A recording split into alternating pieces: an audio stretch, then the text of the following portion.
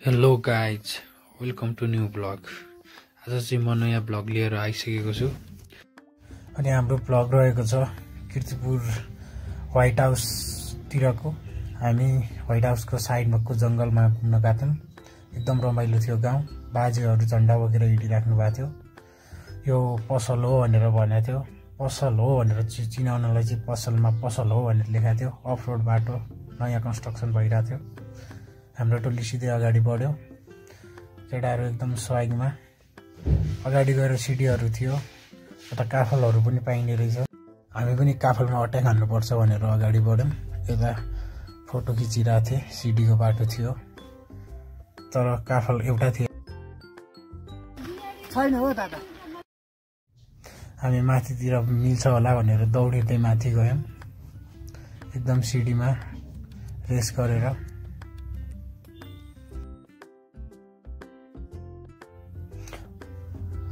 माथि पुगेर थाहा भयो त्यहाँ हामीहरू जस्तो धेरै थिए तर काफलको एक दाना पनि थिएन। केटाहरू हामीहरूलाई देखेर खुसी भएर हातले हेलो गरिरहेको थिए। हामीले पनि हेलो गरिदियौँ। एकछिन केटाहरूसँग गफ गऱ्यौँ। ऊ भाइ त कस्तो लजाइरहेको थियो तर ठिक छ। अनि हामी त्यहाँबाट भित्रपट्टि जङ्गलमा गयौँ। काफल पाइन्छ कि भनेर। काफल त पाएनौँ तर यस्तरी भाँचेको एउटा हाँगा पायौँ। यतिकैमा पानी पर्यो।